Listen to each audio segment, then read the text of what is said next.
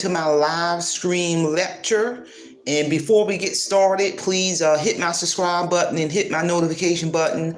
Support my channel and also share my channel with one person you know and be a part of this channel, as I'm very, very close to hitting my first 1,200 subscribers. My goal is to reach my first 1,500 subscribers. So please share my channel with one person you personally know. Get them to check out my channel and let them make the decision on whether or not they want to subscribe. All I need for you to do is to share my channel with one person you personally know. So with that being said, let's get down to today's exciting live stream lecture.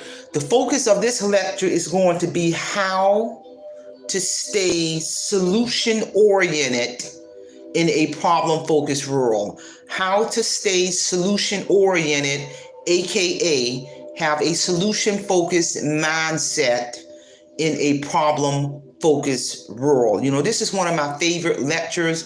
I've done lectures on this topic before, so check out some of my other prior uploads.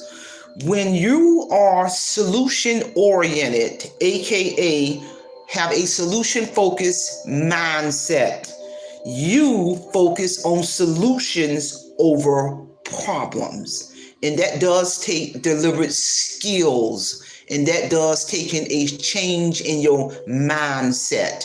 You know, there are books out on solution focus techniques. You know, that is an actual approach that many clinicians use in their work with patients. You know, as a licensed clinicians, that's one of the approaches I subscribe to and have been well trained in terms of solution-focused brief therapy. So when you are solution-oriented, you focus on solutions over problems. You do not dwell over the problem. You know, it's okay to identify the problem, but a person who has a solution-focused mindset, who is solution-focused oriented, they are going to identify the problem, because we all have problems. But it is critical that you need to focus on solving the problem rather than dwelling on the problem or complaining about the problem. Because when you dwell on a problem, you literally will forget that there is a solution to the problem. So in a problem-focused world, how can we stay solution-oriented, aka have a solution-focused mindset in this problem-focused world? The number one pointer is critical that you embrace the problem. You will always have problems in life. That's the nature of life. Life would be rather dull if no issue arose. Without accepting this truth, it would be more challenging to focus on solutions rather than problems.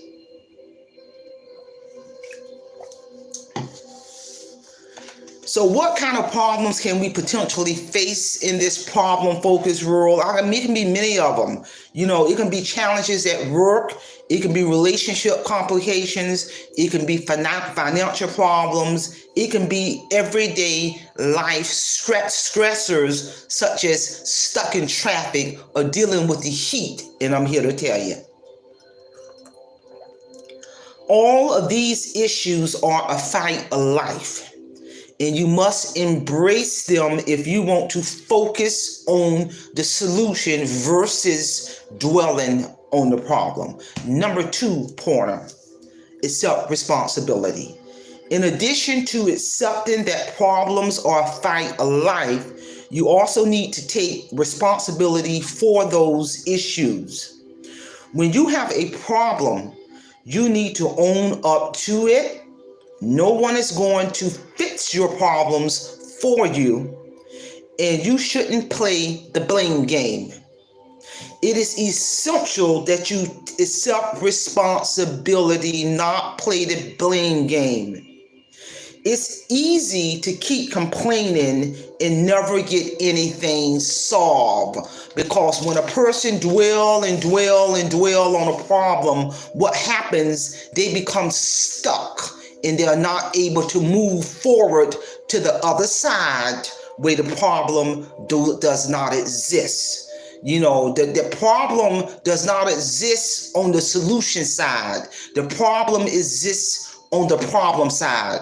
So in order to have a solution focused mindset, you got to get to the other side where the problem does not exist. Number 3, which is the most important in terms of changing your mindset from problem focus, because there are a lot of folks in this world who have a problem focused mindset versus a solution focused mindset. Explore the solution to the problem. People who are solution oriented, who have a solution focused mindset, they will explore the solution to the problem. Once they have identified the problem, it's okay to identify the problem.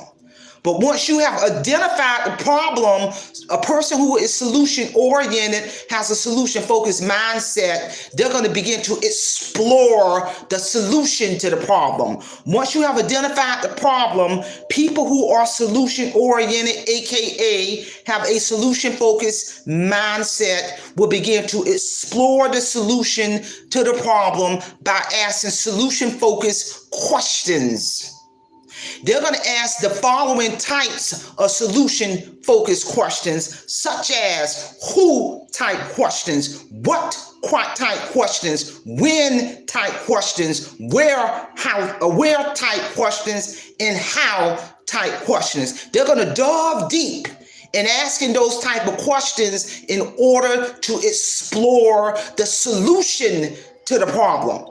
A person who has a solution-focused mindset would deliberately stay away from why type questions. And the reason why, because why type questions has the tendency to put people on the offensive side.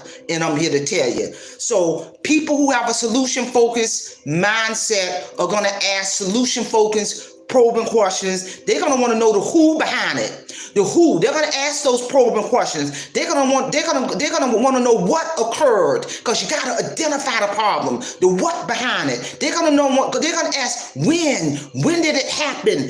Where did it happen? How? And then once they ask those solution type questions, they're doing that in order to dive deep to solve the problem. And I'm here to tell you, and they're going to stay away from why type questions. In short, ladies and gentlemen, you're going to have to change your mindset when it comes to viewing problems in order to solve the problem, in order to come up with the solution. And I'm here to tell you, you must change your mindset from a problem-focused mindset to a solution-focused mindset.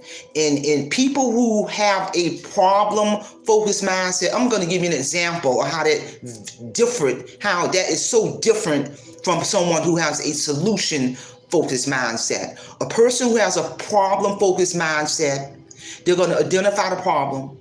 They're going to dwell and dwell and dwell on the problem. They're going to be stuck in that problem. They're going to complain and complain and complain, and they're not going to be able to move to the other side where the problem does not exist. They're not going to be using solution-focused language. They're going to be stuck, and they want you to stay stuck. They're going to stay stuck in that problem. They're going to dwell on that problem. They're going to complain, and they're going to want people to listen to their complaints and the problem. Their language is problem-focused. A person who has a problem-focused mindset is going to use problem-focused language. They're going to dwell and dwell and dwell on the problem. They're going to complain, and they're not going to be open and receptive to come up with solutions to the problem.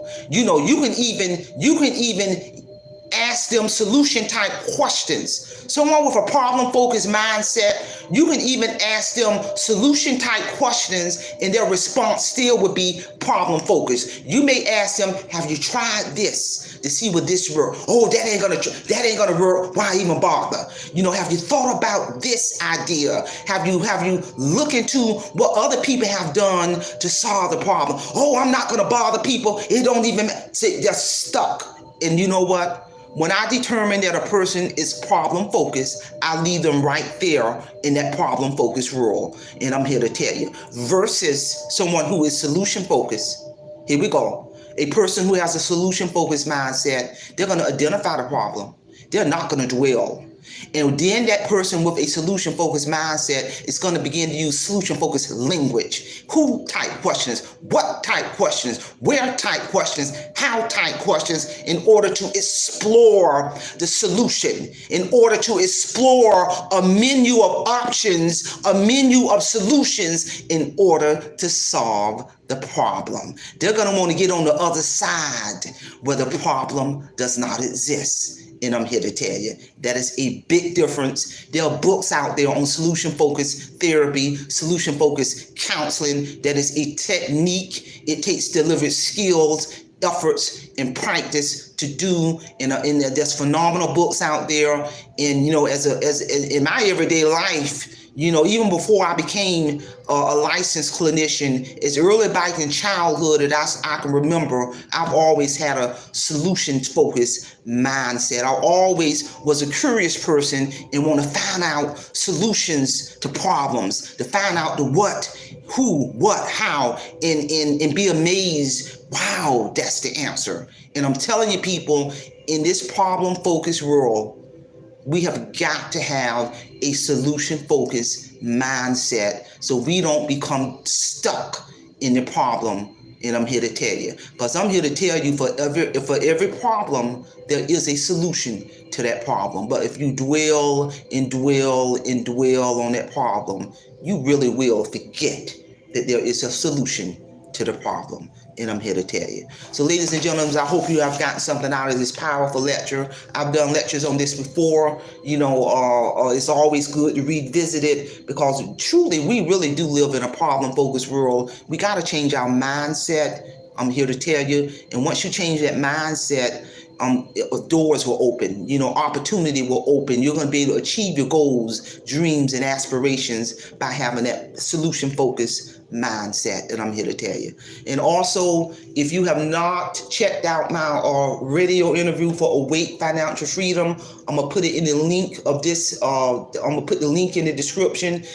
Please, for 2023, put this on your bucket list in terms of Awake Financial Freedom, a must-read book. I will be forever grateful to God when I had that spiritual battle in 2012, when God gave me phenomenal skills to rise above my situation.